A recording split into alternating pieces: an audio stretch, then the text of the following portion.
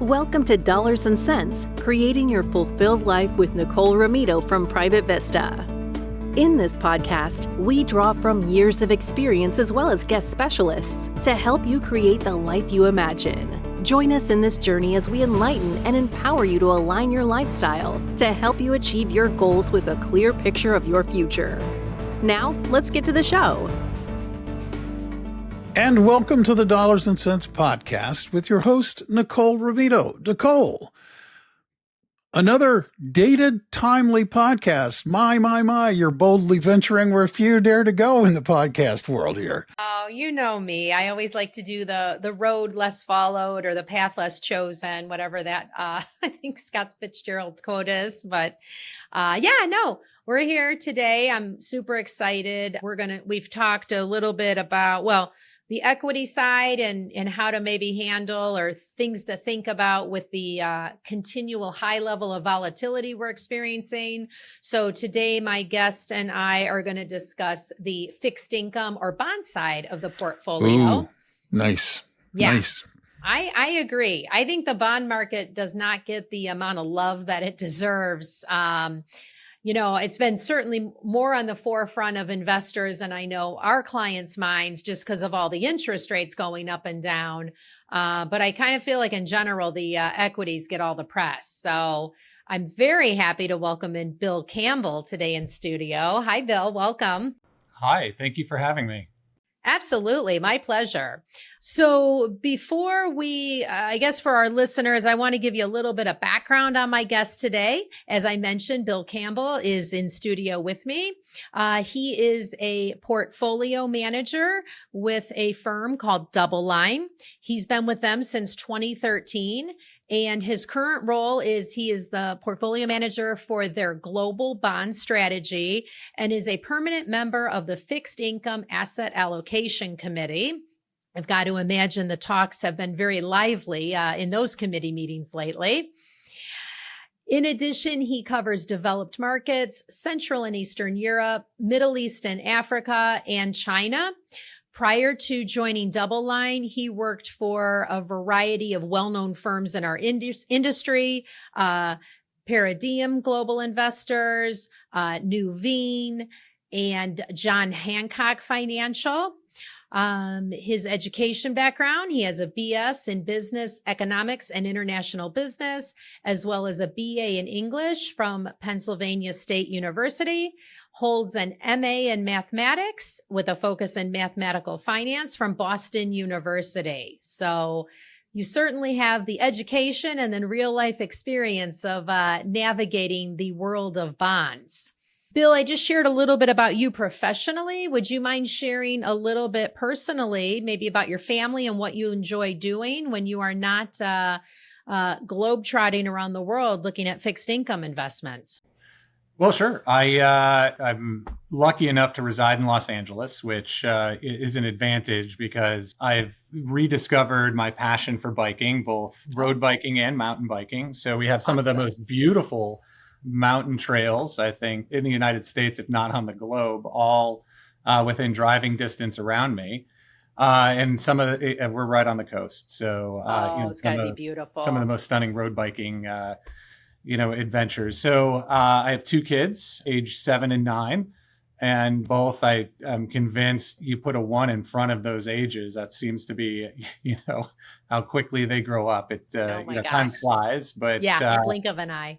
Yeah. And, between those two passions, and I gave the passions in the reverse order, but, Well, I'd have to guess your kids probably aren't going to listen to this podcast or do you have mandatory listening? The 7-year-old might. I love that. Okay. Yeah, she's on it. Oh my gosh. And have you introduced your kids? Are they biking with you at all? Yeah, that we do. I'm just because they're younger, we'll do, just bike trails, which are next to the Los Angeles now is starting to try to make an attempt at putting in public transportation. So we're starting to, they have bike trails next to, some of the brand new expo lines or the subway, above ground subway lines that they're putting in. So we'll do that with them. I took them to a trail once, and within, I think, about 200 yards, they realized that an uphill gradient wasn't for them. Oh no.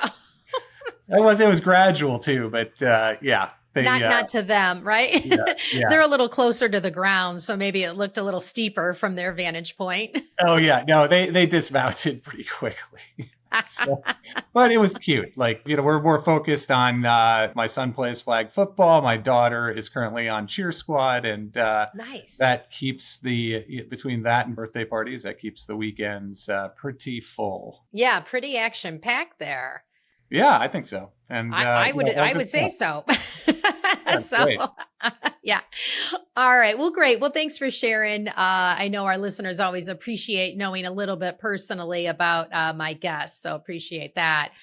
I mean, with that, just much like you said, your 7 and 9-year-olds were like, whoa, this is too steep, Dad. I'm getting off here. I think a lot of investors have been feeling that way as well. So I'm going to use that as a loose segue to get to our topic for the day. As I mentioned to our listeners, we're going to be solely focused on the fixed income. Many people refer to it as the bond world. Could mean that's very generic terms, but that's the kind of part of the investment pond we're going to be swimming in today. Bill, when we first started talking, we've had Liberation Day come and go. We certainly saw a lot of fallout and volatility in all areas of the market. And then we've now are working through the 90-day pause. So I believe everything's supposed to be buttoned up by July 9th. So why don't we start there? Yeah, I see you shaking your head. It was a little tongue in cheek on my part, but let's kind of start off there. Oh, and before we start the conversation, listeners, just so you know, because things are moving so quickly, Bill and I are talking on May 15th. So we do want to intentionally let you know what day we're talking about in case, because this will be released at least a couple weeks out. And the one thing Bill and I are highly confident in is probably many, if not all things, will be different than the set of facts and circumstances we're working from today. So with that, Bill, why don't you kind of kick us off on the whole fun tea world of tariffs? Sure. Yeah. So I think the real question is where to begin. I mean, so much has happened over the past, it's been a little under a month and a half since we really had the Liberation Day tariffs put on.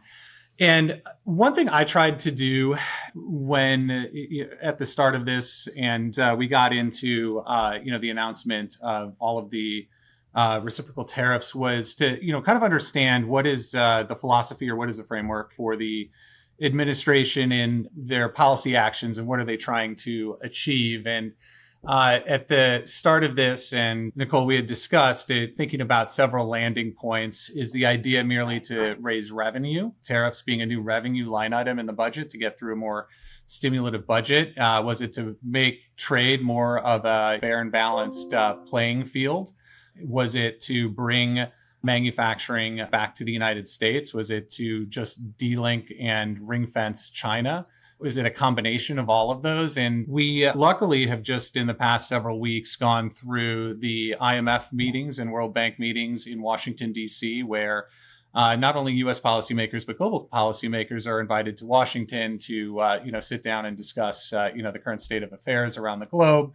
Then we here in Los Angeles had the Milken Conference, and, Scott Bessent was in attendance along with other former and current administration officials. And it's given me an opportunity to meet and listen to perspectives as to, what's happening. And what I was really able to kind of take away from that is I do think that are some broader objectives that, the administration is trying to achieve. One, I think there is a national security concern about the U.S.'s ability, both from an industrial base standpoint, if there was ever a major geopolitical issue, to have the production capacity to, be able to support a defense or, an offensive military effort. And I think when we look at the sector level tariffs on autos, which, yes, there are some carve outs for the friendshoring for auto parts for Canada and Mexico, but for the most part, the auto tariffs, are basically in place. And I think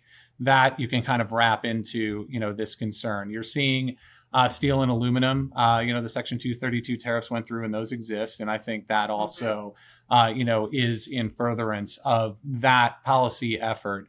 And then COVID kind of also illuminated other structural deficits that we had around pharmaceuticals, health, what we used to call PPE. But, as far as the healthcare, system, I think there is going to be a sectoral focus, to trying to make sure that, maybe it's not 100% U.S., not 100%, U.S. capacity in each of those sectors, but at least, a much larger, grow out of the U.S. manufacturing capacity in those sectors. And then the final one being semiconductors.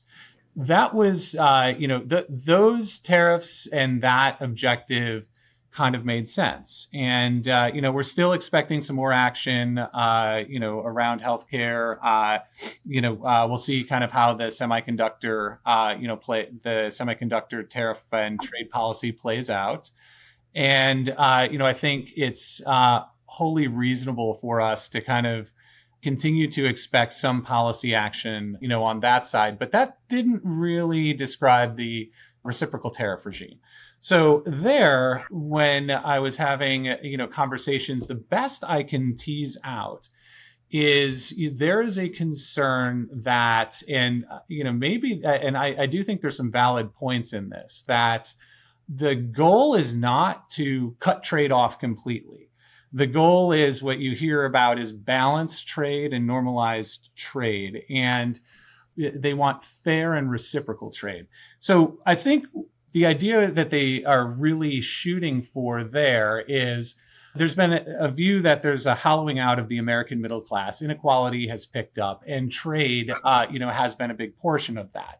Now, free traders will say, well, look, the law of comparative advantage would suggest that cheap labor, elsewhere around the globe would just, basically naturally provide that this is the direction that, we were supposed to, that the globe, the U.S. was supposed to go anyway.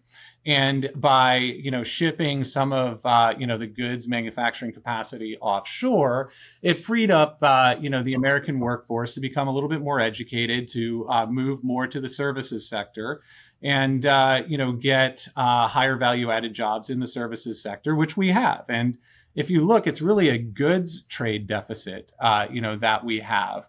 The services that we mostly export, services to the globe. And there is a decent, argument around the idea that the transition, the U.S. moving from, goods producing economy to a services producing economy, has been a good thing. And the pushback that I got from, the people that I met with was, well, then how do you explain, a lot of the inequality? And their argument is a lot of the gains that were made on the goods side was due to subsidization of goods sectors, especially by China, but also by other countries.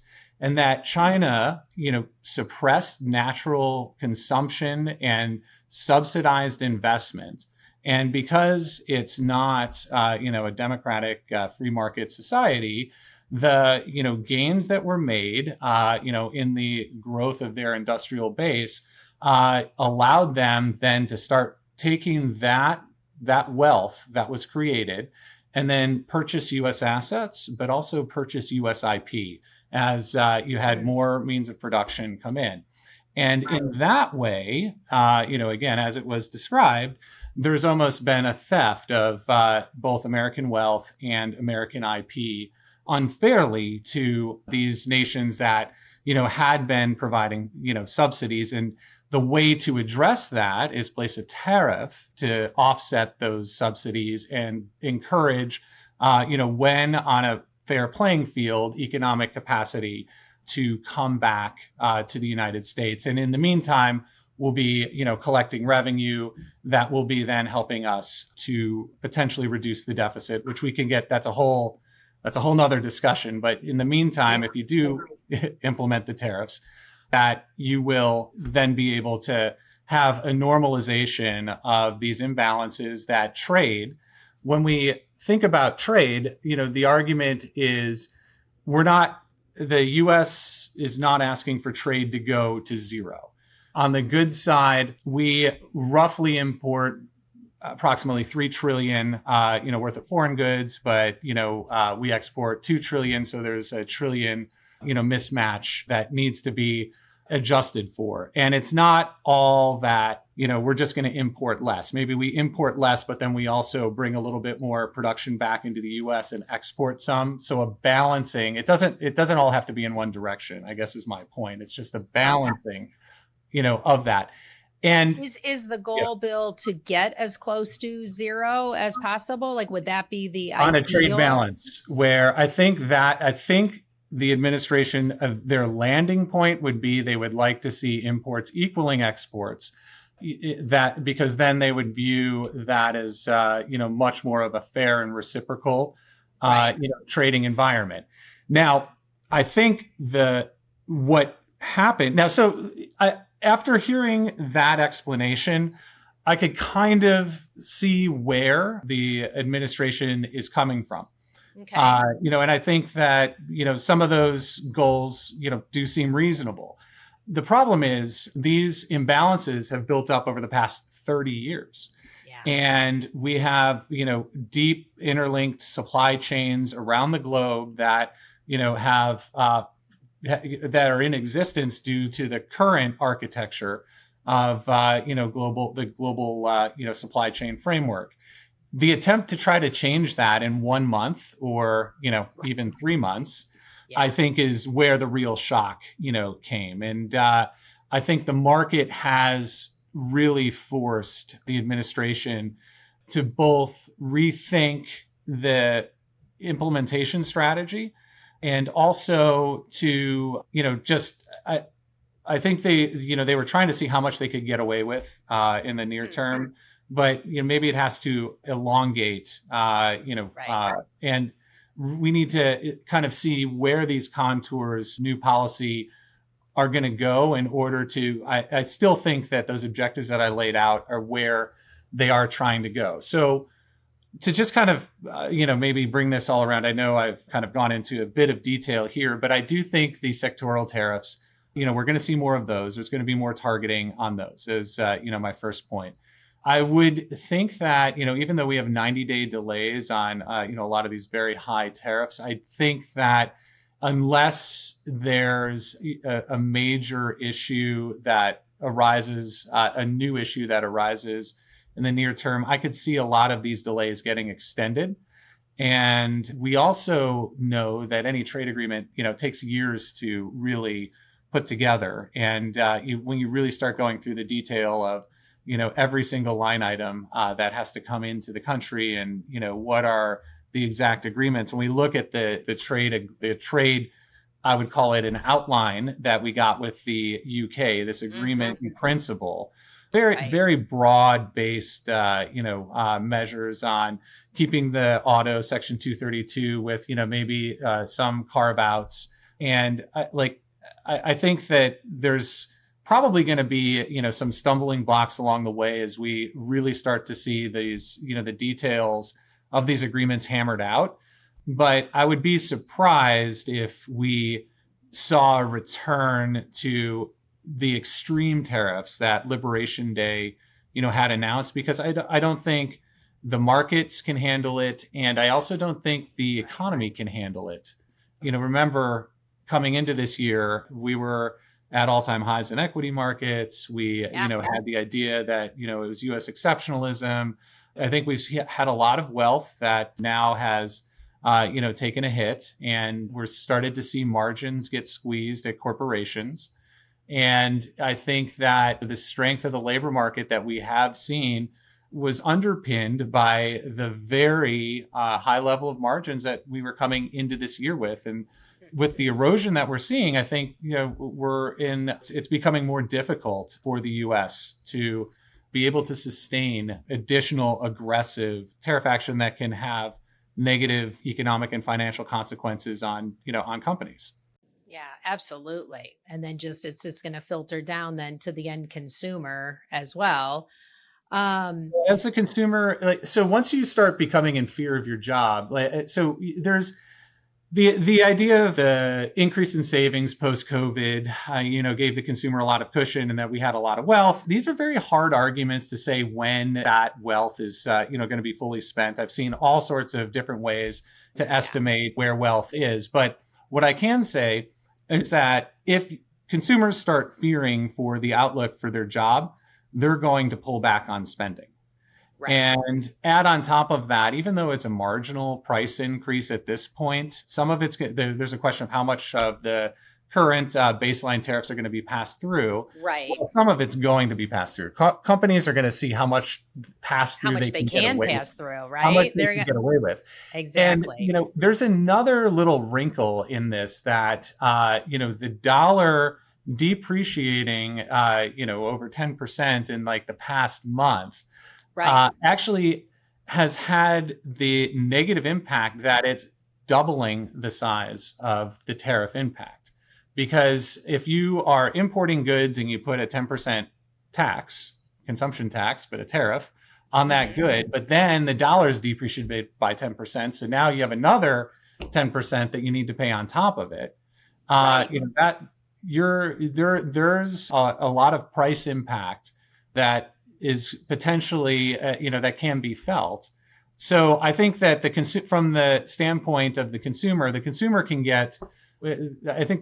start to retrench, both due to, the uncertainty about the outlook, for their jobs, but also as things become more expensive, even, not having 100% certainty on how much savings cushion they have left. It doesn't matter. Those other two factors will cause a bit of a retrenchment of the consumer. And as you know, then that increases sales and revenues, squeezes margins more. And then you start getting into a question of when does that loop start to really feed back into layoffs picking up. And we already are starting to see several of the large corporations, in these earnings calls are starting to announce that they're thinking about anticipated layoffs in the future.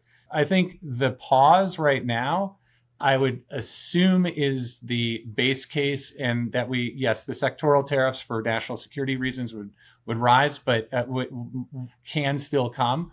But if you try to do a blanket increase in tariffs from here, I don't know if the economy, the jobs market, the consumer can, withstand another large shock like that. And I think the administration's aware through that again.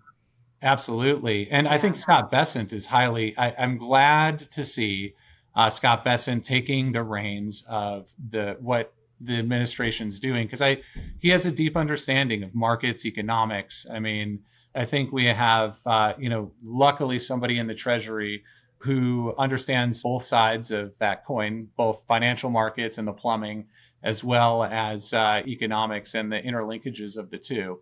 And I think he's, from what I've seen so far, taking a much more reasonable approach to things. And I think potentially trying to address those imbalances that I talked about, just in, a little bit more measured manner. Yeah, which, I mean, it seemed it would be that would be the logical approach to doing something like this. So we shall see. I mean, one of the things we've talked about, and then even you said too, we're in this 90-day pause, but, will it be another extension, or will there, just be multiple extensions and it'll end up taking, over time?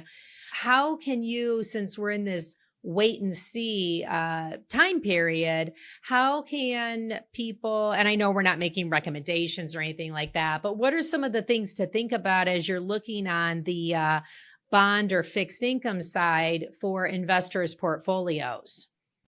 Right. So the tariffs, I think there's one thing that they absolutely have done. They've increased policy uncertainty around the United States.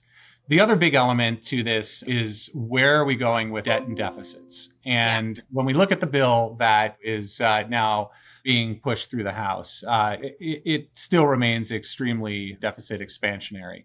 But by rolling out, the TCJA tax cuts, they basically are trying to, through an accounting trick, they have adjusted what they said, current law versus current policy for the TCJA tax cuts. They've made the adjustment from current law to current policy.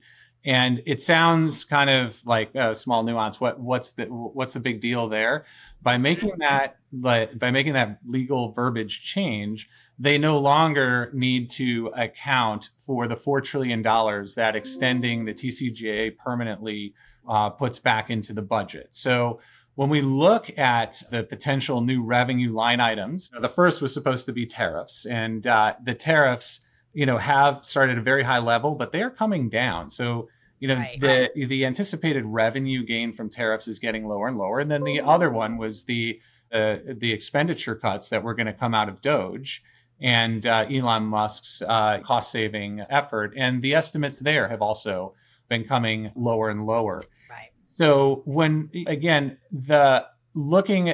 take a step back and look at the overall contours of budget that's being put forward, we don't find it to be fiscally austere in any means. I think what the administration is really going for here is they're making a bet that they can lift growth up and grow out of the current deficit between expenditures and revenues. And the idea is if growth goes up, eventually revenues will grow up. And they want to, that's really, I think, the idea of like, how can you when you ask, how can you rationalize the budget that they're putting forward? Right. They're saying, well, the growth estimates need to be brought up, and then that should start to bring revenues and expenditures in line. We remain more skeptical on that piece of it. And so the second risk that we see is the deficit remains wide. And, if we do have a growth shock to the downside or even a further slowdown, which it appears like we are going to be experiencing slower growth in the near term, that's only going to, add to these deficit concerns. And as you run a deficit, the only way to pay for it is to borrow. So that's going to increase the Treasury's need to issue government bonds. And it's our view that both the policy uncertainty from tariffs and also the policy uncertainty regarding the Fed and who's going to be the new Fed governor and independence there. And then the issues around the deficit are going to put more pressure on treasuries, both from the supply side, the Treasury needs to issue more in order to pay for the deficit, but also from the demand side, that holding on to long-term U.S. assets, even U.S. government assets, given the increased policy uncertainties, may not be as optimal. Now, that being said, we think in the short to medium term that even with debt to GDP around 100%, there's still room to run. The Fed is still going to maintain control of the yield curve. So for us, when we're thinking about, our allocation to what spot on the yield curve or at what point of the debt market do we want to be loaning to, we're going much more short term. We're favoring the short term as we think yields in the long term, are going to be under pressure.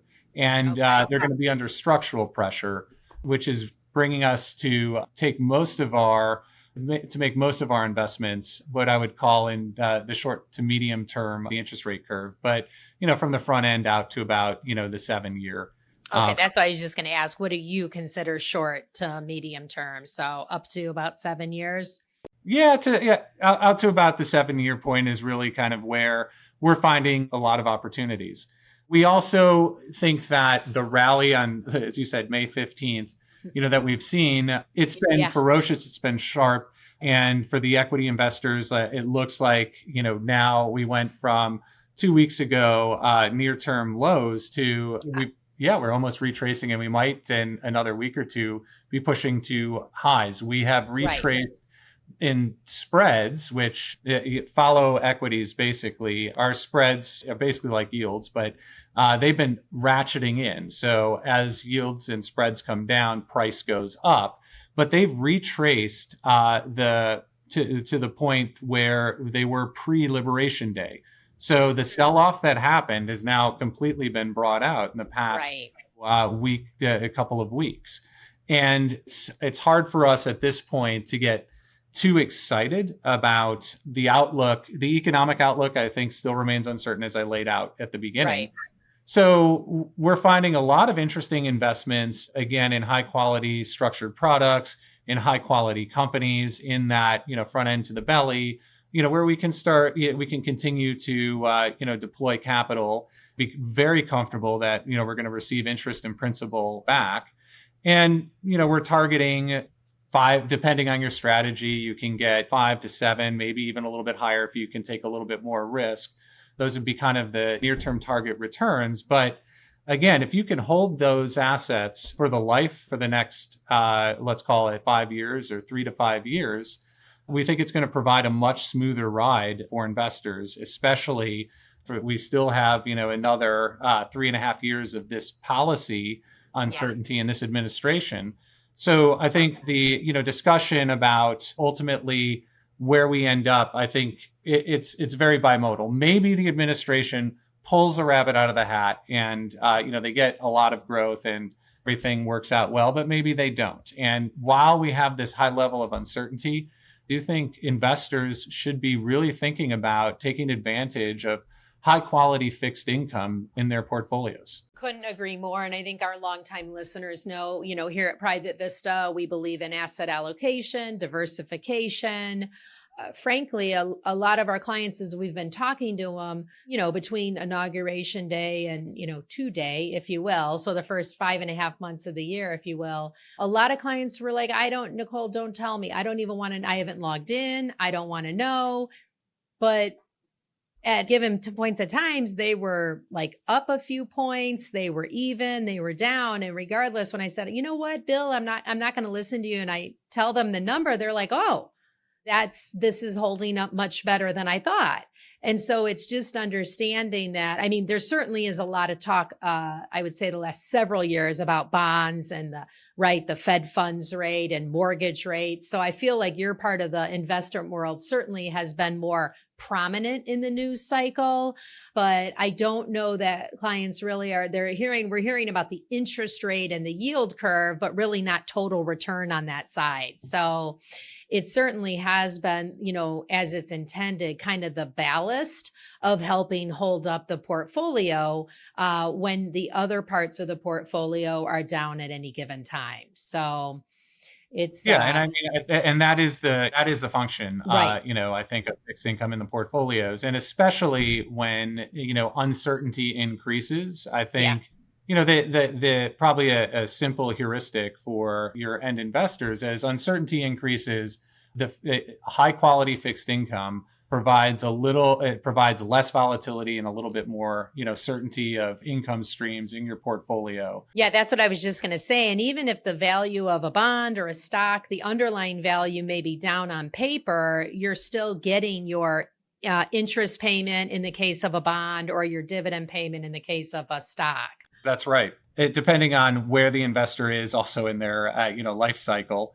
It becomes an invaluable piece of kind of the overall, investment mix. No, I was just going to say, as you progress through the life cycle and you go from accumulating to decumulating, it's not uncommon to see your mindset shift, to, hey, I've worked hard for this and I've got to protect what I have. Because, Absolutely. I'm no longer adding to it. I'm actually at the point where I've turned that into my paycheck or my income stream to be able to live life how I want to. And you see generally speaking, a different mindset of how people are thinking about how much risk they're willing to take on with the overall portfolio. Absolutely. So maybe if we, can switch, back to macro for a second. Yeah, that would be great. I was going to say, Bill, we could probably have a 20-part series with you on, this time has just flown by. I hope our listeners feel the same way, but yeah, why don't we take I'd love to get like a macro switch if it's possible. Are we able to do that maybe in like 3 to 5 minutes or so? Sure. Do you want to discuss the US dollar? Cause, I think there's some interesting things happening in currency and global markets. That was actually one of the topics I had. We've hit everything. And I do think there is a lot of talk about, as you noted, the dollar, as we've seen a devaluation of about 10% here recently. There's the talk of, will the dollar continue to be the world currency, and things like that. So I think that would be a great topic to wrap up on. Fantastic. I think in order to just frame the conversation quickly, it always helps to think about initial conditions. And coming into this year, things flipped on a dime. Coming into this year, there was the idea that U.S. exceptionalism would continue. The Right. U.S. prior to this year, has always been thought of, especially across developed markets, as having higher nominal growth, as being a place where multinational corporations are, where you have high potential earnings growth, and then you're rewarded by also high multiples. And we were at very high valuations across all risk assets across the board, but people were willing to continue to try to buy into the United States because Right. this is where the growth engine was seen to be. Now, additional to that is we had seen the dollar continue to steadily appreciate and maintain its value into this year. So international investors, not only have they been pouring their savings that they've earned from trade and elsewhere into U.S. assets and U.S. Fixed income and direct investment, whether building out a new plant or other types of investment that companies make, a lot of the assets were being held unhedged. When we look at the hedge ratios, cost of hedging as an international, especially from many of the Asian countries, you're looking at, cost of hedging somewhere in some countries around a little under 5%. And so if you have to take 5% off of your investment every year, that's costly. Yeah, that And adds so up. it does. And so the hedge ratios, the percentage of the portfolio that's been hedged was also coming into this year very low. So we had two things happen. One, the Trump administration surprised to the downside as far as sequencing tariffs first and growth at the back, and lowered those growth expectations. And then secondly, you had a situation where when the dollar started coming off, it reflexively made people have to, international investors, have to start increasing those hedge ratios aggressively, because now the cost is worth it, because the outlook, for the U.S. dollar, became more uncertain. We have those two things hit very quickly, and over the course of basically 2 months, we saw the dollar aggressively depreciate. If you just look on the broad dollar, the DXY index went from about 110 to where we're at about 100 today. But hedge ratios have been, brought back up. And the evidence for large-scale selling of U.S. assets and reallocating everywhere else, it's still hard to find. Now, again, it's May 15th. We may start to see, going forward, larger reallocations out of the U.S. But at least as of today, it looks like, yes, there was some repatriation, but that was relatively small. The majority of the story, from what I can tell, is the upping of these hedging portfolios that many institutional investors or large pension funds, large investment funds, had against U.S. assets. So the big question of, is the dollar going to lose its reserve currency status? I remain skeptical on the dollar all of a sudden losing the crown, and then the new crown is given either to the euro or to the Chinese yuan. I think that is probably more likely, and what we're likely to see more is, as trade rebalances, we're going to see central banks around the world, and they've already started this, increase the memorandum of understanding that they have between each other to remove the dollar from settlement between bilateral trade between those two countries. And maybe to just concretely say that in an example, why is it that the US dollar should be the medium of exchange for trade between Australia and Singapore? Why can't Australia and Singapore just exchange Australian dollars for Singaporean dollars? And because there's a natural trade flow between the two, and both of those countries run fairly austere fiscal budgets, they have decent economies, that those can be trusted currencies. And actually, in fact, we have been seeing an increase of global central banks saying, you know what, let's intermediate trade bilaterally. Okay. And been decreasing on the margin.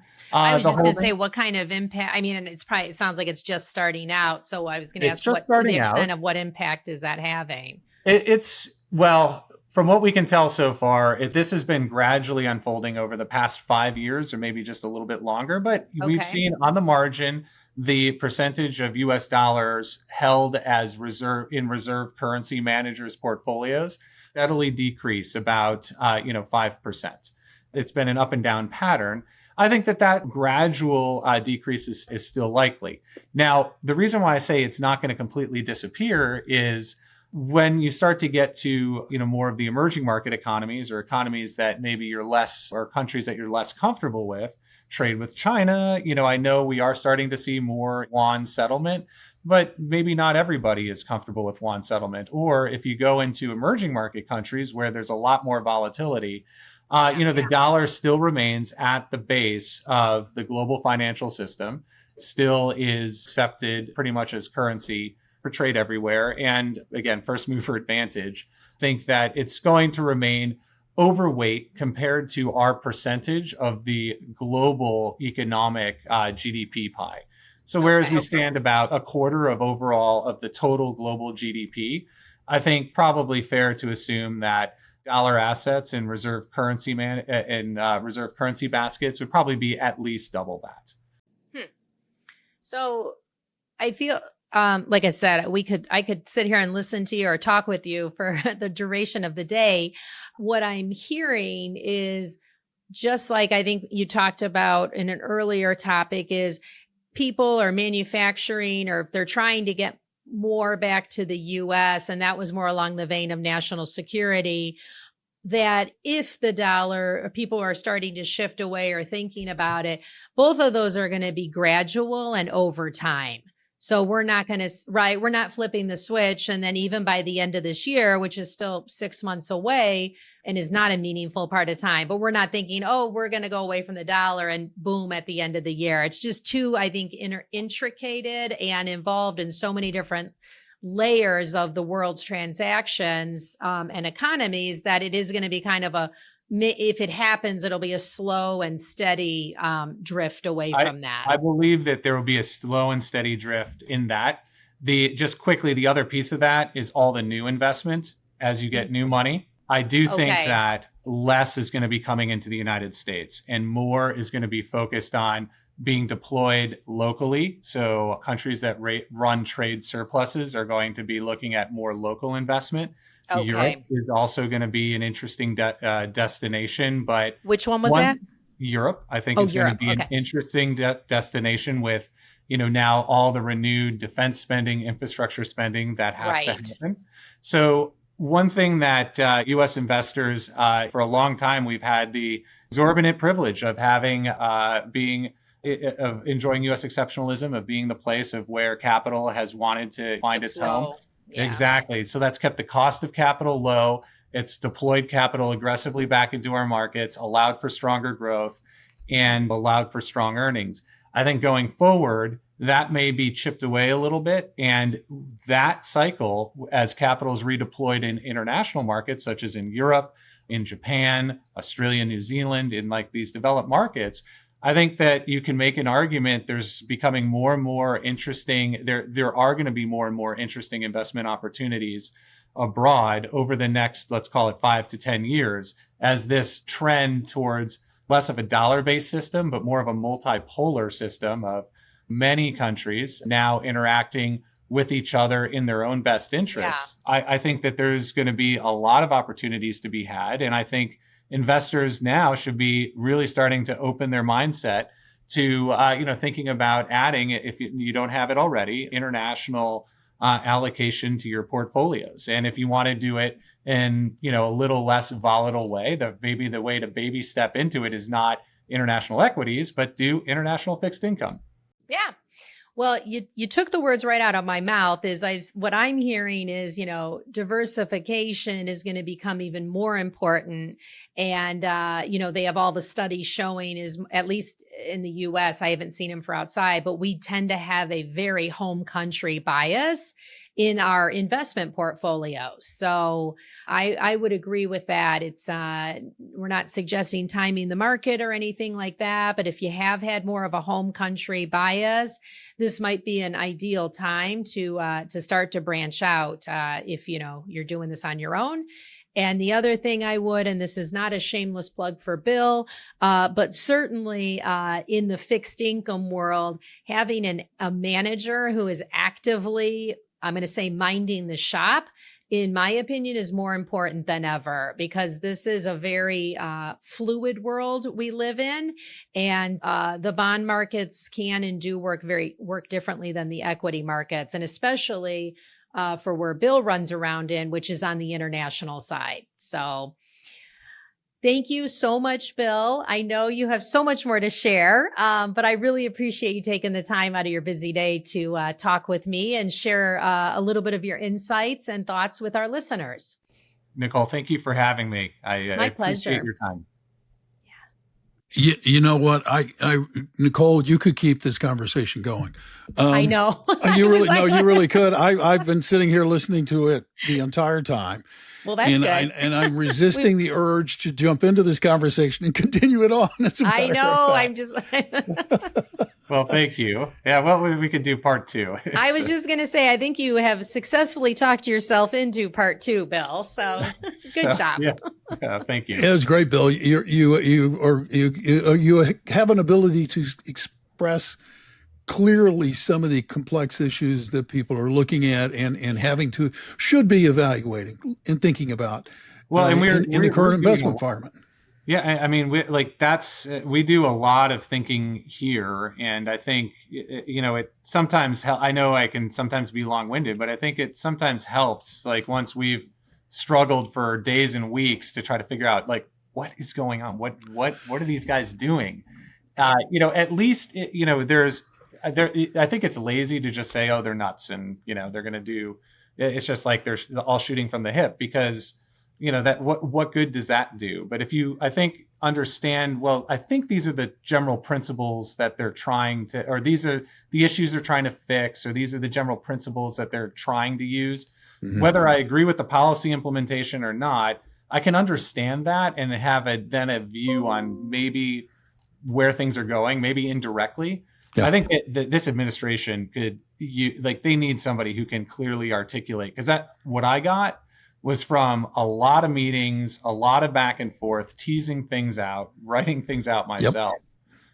So I don't know. No, my only response to you on that, Bill and Nicole, is that we're in this world where an 8-second video, 10-second videos are what command our attention, and the truth is that we're dealing with issues that need 45 minutes of or more of video.